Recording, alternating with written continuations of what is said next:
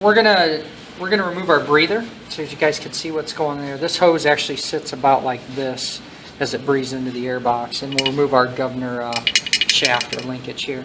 Just for make a note here, when we have this all assembled, there's a procedure that you do on small engines that's just a regular maintenance schedule on setting the governor. And most often they'll have you open the throttle to the fully open position, and then they'll have you turn this governor shaft. Let me go ahead and show you this here. So they'll have you fully open the shaft, and then you take a pair of pliers, and you basically, let's see if you can hear this. Listen. Hear that metal to metal? Yeah. I think you turn it clockwise. I always have to go look it up in the manual. Fully open throttle, turn the governor clockwise, you hold it there, and then you lock your lock nut down to the specified torque. Okay, that's called the governor setting. Anybody know what the governor does? We haven't really got into the theory of that. It stops you. Like if you're going so fast, and then it'll stop it at a certain speed or a certain place. Yeah. The whole idea of the governor is that you can set your loaded RPM.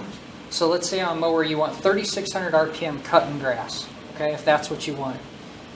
You could take and set this to where when you hit the grass, because it puts a big load on there, it's going to allow the throttle to open more to try and maintain that set 3,600 RPM. Okay? And then when you come off of the grass, so if I got the throttle, cranked wide open now to hold 3,600, and now I come off the grass and there's no load, if the governor doesn't pull it back down, what happens to the RPM? Goes up. Oh, it skyrockets. So basically, it's to limit the RPM to set at the ideal range to work with. This is another one of those bolts with the little threads on it that kind of cut into the block. This is such a cool design here. It's really just so simple. You guys might find that your gasket is tore or whatnot. That's fine. So once you have this case half off and you're able to look at, through here is the pressure that's going to come from underneath the piston. It's going to blow out through here.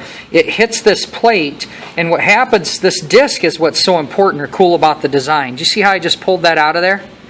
Slip that in there sideways. Okay. Anybody know what this disc does?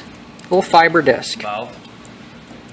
It is a type of valve. It lets stuff in, but lets the gas in, but not out. Not gas. We're just dealing with air. Pressure.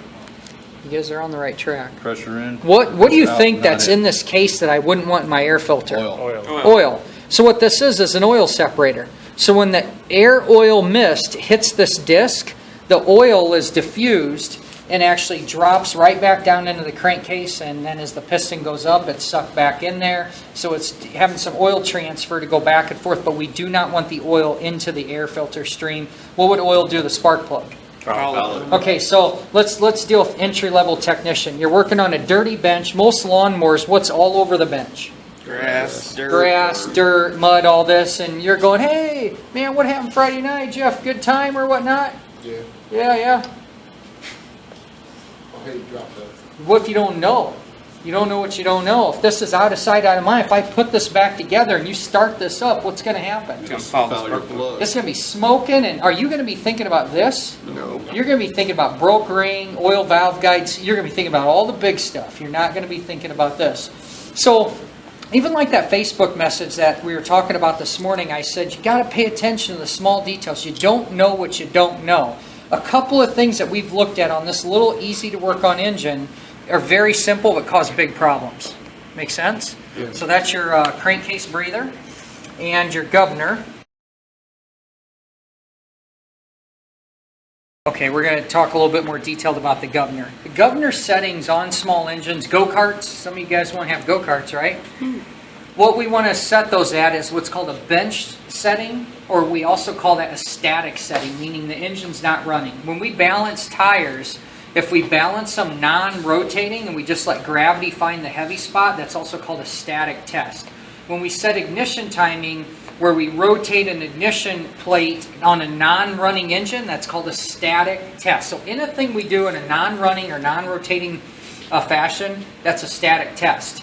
So on this particular engine, like I said, it's going to tell us to set the throttle wide open and rotate the governor and lock it down, and that's just the bench setting. Once the engine's running, we're able to take all of this stuff and we're able to bend rods, switch holes, On this particular motor, what you do is actually, with the engine running, you take this and you bend it up or down, and that will change the actual running conditions. So you'll have a tachometer on the engine, and you're going to bend this one way to increase RPM, the other way to decrease RPM, and you're going to fine-tune your governor that way. It's extremely unlikely that you go to that extreme on lawnmowers, generators, things like that, because the static bench test just gets you in the ballpark. Okay? If you're racing, you need a very specific RPM, you would want to do that way. Okay. Okay? All right.